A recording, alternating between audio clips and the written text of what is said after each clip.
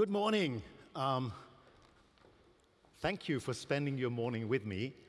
I know how it feels on day two. You feel like you've seen everything just in different colors. I'm going to make the best effort to ensure that you will leave this room with something you haven't heard before. At least one thing. That's my promise to you. And again, thank you for being here.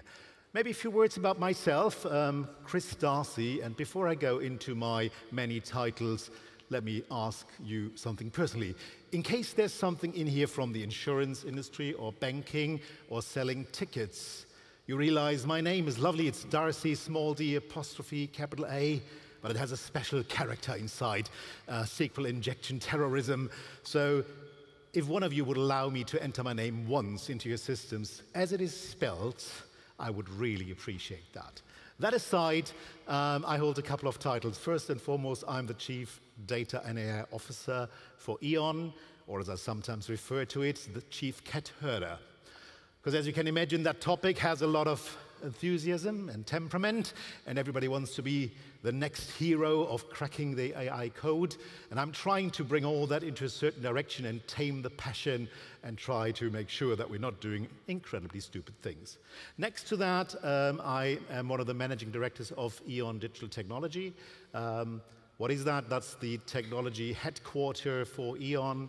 And within there, I'm accountable for technology in-house consulting as well as HR, but also for digital upskilling. So, E.ON, most of you may know about E.ON or not. But let me tell you just a few things about E.ON. First of all, we serve 47 million households with energy, and we're running 1.6 million kilometers of grid and power, gas and power networks, sorry. That's 40 times around the world. Sounds awfully exciting, doesn't it? Well, when I joined the energy industry, I felt equally excited because I thought, that's a very simple industry, isn't it? Because my exposure to this industry was pretty much the wall socket that I'm using every day. I plug in my PC, I plug in my vacuum cleaner. It works. There's probably a couple of cables behind it, but how complex can this world be? Let me tell you, it is incredibly exciting and complex, and I would never change this industry for any other than I have now. Now, let me take you just to start with into the world behind the wall socket. So, welcome. Once you go through the two holes, what's happening there? We are coming from a world that was super deterministic and predictable. You had power plants that could produce exactly the amount of energy that you needed at the time you need it, and you had a distribution grid, which you can imagine like a tree. A big pipe coming out, then it branches out, and it may reach Farmer Müller's farm out there, which only need to milk 20 cows, and that's sufficient energy for that. But it was also built close to the consumption centers, so production was happening close to consumption. Now, one important thing to know is that, and I didn't know that until I joined the industry, that demand and supply within the utilities industry always have to be perfectly in sync. You may have heard about 50 hertz, and you think like, yeah, okay, whether it's 45 or 55, who cares? We do, because the level of tolerance for synchronizing demand and supply is incredibly low. Now, where's the world going? We're moving from this predictable on-demand production, predictable consumption patterns to a world where all of a sudden we now have renewable energy in the system. That's great, but it's highly volatile. When wind blows, you've got energy. When sun shines, you've got energy. That's the first thing. It's no longer that predictable and stable. Secondly, your production pretty much happens when you don't need the consumption. So all of a sudden, you need to create that asynchronous pattern to now store energy and make it available when you need it. But even worse, we're talking about a physical grid that was built for 100 years. It's copper and aluminum pipes in the ground that served Farmer Müller's farm. But now all of a sudden, Farmer Müller had this gigantic field where he put this massive PV onto it, and all of a sudden he's a manufacturer. At volumes that this grid was never built for, and all of a sudden we have tons of producers everywhere, and the distribution grid is becoming an assembly grid. Again, we're talking physical assets. And literally, we have to transform this grid that was built for 100 years physically within 10 years to triple the capacity. There's no way you can do that purely physically. You have to. As Mark Watney was saying in The Martian, we have to science the shit out of this. So we have to make sure this thing is running at max capacity and it's usable. And just add to the complexity one more thing.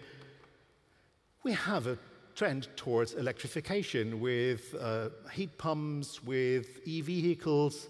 Wow, that's the perfect storm. So for us, the question, do we digitize, doesn't exist. I typically say we're doomed to digitize. The question is not whether we do it, the question is how do we do it? And this is where AI comes into play, and that's now another very important tool in our toolbox. Now, the big risk that we're seeing is everybody's hyped about AI, and when you remember ChatGPT 3.5 came out, wow, the world was in absolute uproar. Nowadays, try to impress anybody with 3.5, good luck with that. But then image generation came and we did great things like this. That's marvelous. And just recently, Google Nano Banana. Who's heard of Google Nano Banana? It's impressive, isn't it? But it's the next big thing. But the problem is, it's all in the range of creating poems for your goldfish. It doesn't move the needle. So the problem is, how do we move the needle? How do we do things that don't just waste energy, but really contribute to our mission? And I would like to take you a bit into Greek mythology, because I promised you maybe you learned something new. Who knows the story of Atalanta? Oh, great. Here it is for you. So Greek mythology, and I apologize already for all the inappropriate stereotypes that this story is using, but it's pretty old, so I dare doing it. So there was this king who had a daughter, and he didn't want a daughter. So what did he do? Of course, he exposed her on a mountain and let nature sort it out. There was a she-bear, and the she-bear adopted Atalanta. And then the story, it's like a story in 3 parts. I'm going to skip the first and the end. The middle part is the important one. But so the she-bear adopted Atalanta, and she grew into a perfect huntress. And she even consulted the oracle and was told, you should never get married. If you get married, that's your undoing. So fast forward, she becomes a famous heroine. And what happens? Her father thinks, oh, she's great now, I want her back. So readopts her as her daughter. Yeah, okay. But now he wants her to get married. And she says, yeah, I know, the oracle told me if I get married, I will go down. So she says, fine, father, I'm happy to get married, but the person needs to win against me in a foot race. And if they don't, they will die. Head chopped off. So there's lots of foot races against Atalanta. Many try, many fail, many heads roll. And then this one guy, Hippomenes, of course, he turns to Aphrodite, goddess of love, asks for help, and Aphrodite says, here are 3 golden apples. Use them wisely, and you will win. So the day of the race comes, they race. She's a good sprinter, so he's a good sprinter, so he gets ahead, but she's catching up. What does he do? He picks a golden apple, throws it in front of her. What does she do? She kneels down, admires the apple, he runs ahead again. She realizes he's getting ahead, running again. Second time, he throws a second golden apple, she kneels down again, and the story continues like that. Long story short, in the end, he wins the race, they get married, and of course, the third chapter then is they get turned into lions because they didn't say thank you to Aphrodite. But the middle part is the important piece. What did she do wrong? She got distracted by the golden apples. And that is our biggest risk right now with this AI wave. We're easily getting distracted by golden apples. I don't know about you, but do you have any debates with your teams about, oh no, I can't use GPT-4, why aren't we using GPT-5? No, I can't use Gemini X because we should be using Llama, I can't use Mistral because... I tell you, that's not your biggest problem right now, but it's easy to get distracted by that. So how are we attacking this topic of focus? I'm not here to tell you our hero story. You all need to find your own way to do this, but we have found our way where we put emphasis. First of all, and you heard Kenza say the same thing, we need to put the use cases at the center of what you're doing. We have the big belief that there are no AI projects. Why? If you do AI for the sake of AI, it's useless. Look at your biggest business problems. Look at the things where you have fundamental problems that you couldn't solve so far, and apply AI to those problems. But do it in the context of your real problems. Don't play hammer searching for a nail. That may give you success, but chances are low. So put your use cases at the center. We call this the value generation. And then we have identified 4 areas that we call the value acceleration. The first one is make sure you tame that technology zoo. And there's not one day when you don't wake up in the morning and there's the next MCP and A2A and you name it, and tons. It's rapidly changing by the day. And the risk is if you wait until that market has been gotten sorted out, you're too late. If you move too fast, you may make mistakes. So the important thing is try to tame the beast and apply an approach that gives you reversible decisions, but make sure that you're trying to create a common vector and bring people together behind that common vector. Thirdly, data. And you've heard that before, make sure your data is good. But it's the same as we had with the data mining wave in the 2000s, when all of a sudden data mining came up and you thought you could throw data at a system and it would solve the problems. Who of you knows Hitchhiker's Guide to the Galaxy? Of course, no? The magic number is 42, deep thought about it a long time, was totally useless. But that's a data problem underneath. But the one thing I would like you to walk out of this room with is, don't just think about the data you have today. Think about the data you will need tomorrow. Because which processes are missing in your organization today that will generate the data you will need for tomorrow's problem? Because you need to start generating those data points today. That's the next thing, beyond just fixing the base, which is, to me, hygiene and housekeeping. Think about your future data needs. Third, empower your people. And that means take everybody along on the journey. This is not dark arts that are happening somewhere behind closed doors. Make sure everybody feels the opportunity. Take away this, I don't know, everybody's looking for this big headline, this is going to cost 30% of the jobs, and I'm not skeptical at all, because I think the opportunities fundamentally outweigh the opportunities, the downsides. The thing is, take everybody on the journey. Make sure your managers know how to apply it. Make sure you have your own knowledge. And why do I say the own knowledge? Make sure you make yourselves bulletproof against all that marketing BS you sometimes hear. Because I can guarantee there's hundreds, hordes of people knocking at your doors and your colleagues' doors saying, I can fix this for you. What's the latest thing? Agentic AI. Now everything's agentic. Have you realized that? Gen AI is a thing of yesterday. Now everything's agentic. I'm pretty sure next year it's going to be quantum agents or something. Not saying that's bad, but we're digesting one wave of innovation, and now the next wave is knocking at our doors. It's all these promises of, we're going to do it. Yeah, no. Eventually you will. And finally, make sure you ensure for sure safety and compliance. But do it inherently. Make things inherently compliant. And to give you one example, to tie it back, for example, to the common technology, if you want to have scalability of your use cases, create a common platform. Create your prototypes on the common platform, which is safe and secure inherently, and all of a sudden you have scalable prototypes. You don't need to refactor, you don't need to rebuild. Think end-to-end, but move in small steps. So maybe just to talk about what are we doing, we're not new to AI. AI has been something that's been with us for more than a decade, the good old numeric AI, but we're now applying it in many different fields. And I just want to give you a few examples where we're using it. We've got more than 100 of real-life use cases already. So for example, using it to predict congestions in our network, with production coming up and consumption going down. So how do we route the energy that we don't have a traffic jam in the network?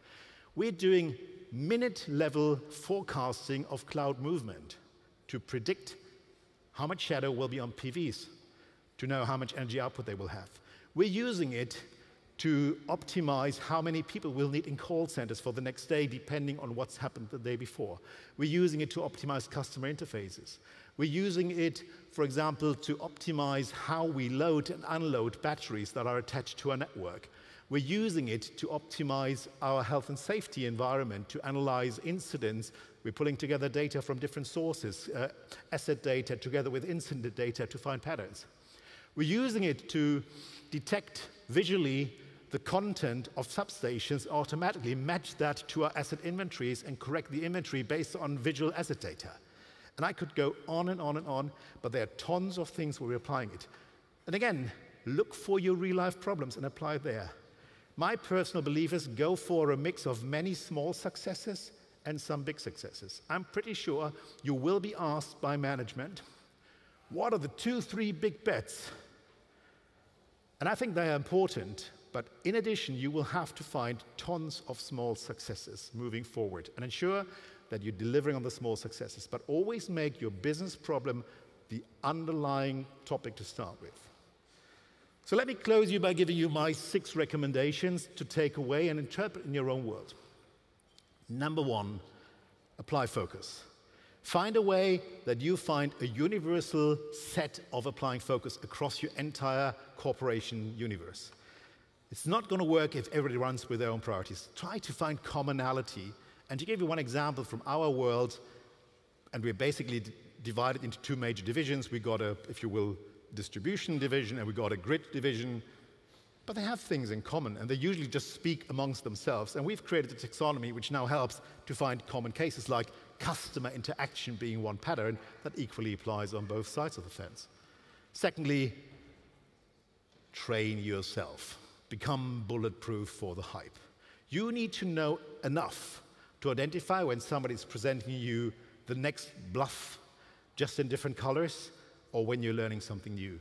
You need to identify when you're being sold something that is vaporware or that is doable. And that may be different company by company, but you should know as much as you can to be able to make your own decisions. Don't put your fate into somebody else's hands. Number 3, get your data in order.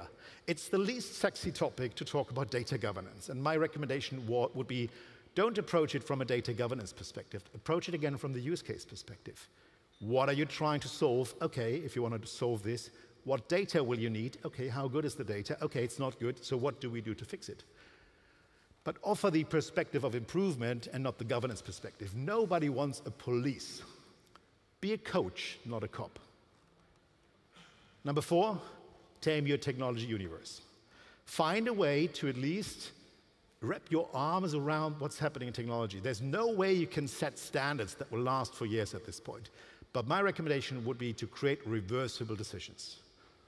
Try things out, learn, grow, but also have the guts to sometimes say no if something is highly redundant with something else, because you will not be able to tame that zoo in the end. And for me, one of the big success factors going forward will be the interoperability. And to make that tangible in one example, think about the agentic wave now. There's 2 big risks that I see with the agentic wave. One is a flooding of endpoints. Your poor users will be confronted with 150 different front ends to interact with the systems. Push your vendors to drive for convergence of endpoints. There must be one way to meta-integrate all these endpoints, because eventually you want your Javas in the pocket. You don't want 50 Javas living in your pocket. That's one thing. The second thing is interoperability of the agent force. How do you create transparency about all the agents in your organization, which will be a mix of homegrown and third-party provided? You need transparency what's there. These agents will have incredible power to operate in your environment. They will have the keys to the kingdom. You want to know who's running around. And they have to talk to each other, and they have to interoperate. That's the minimum things you have to ensure. And the rest, let it run, but set the standards. Number 5, take your people on the journey. Again, don't make this black art. And it's not just the people that are involved in executing these use cases. It's the people that are experiencing the outcomes of those use cases. Make everybody your ally. And to give you one example, again from E.ON, we have very early worked with our Group Workers' Council, and we've created a joint mission together with co-determination where we want to go. We set the rules of the road right at the beginning, because we think this only can happen if we do it hand in hand with management, with the people, with co-determination. We need to move in one direction. If there is an issue, let's talk about it now, and let's not run blindly into the wall. And finally, think about measuring value. Inevitably, the question will come up, we're spending all that money, what are we getting in return? My recommendation here would be measure value in the context of a project. As I said earlier, I don't think there are AI projects. There are projects with AI components. AI is a tool within the context of a project. So measure the value of your project. For me, the question, what's the value of AI in this project, is a bit like measuring the value of the chairs in this room. Of course, they have a value to this conference. But would I measure that individual contribution? I wouldn't. But I would measure the outcome of the total session. So find ways to at least assess where did you move the needle, which process parameters did you modify, so you can contribute to a fair value discussion, because you will not get away with not answering that. So think about what can you establish jointly with your business partners how you can make benefit tangible. And with that, I close on time. I thank you for your attention. There's no time for questions, but if you want to reach me, that's one way. No sales pitches, please. But thank you for your attention.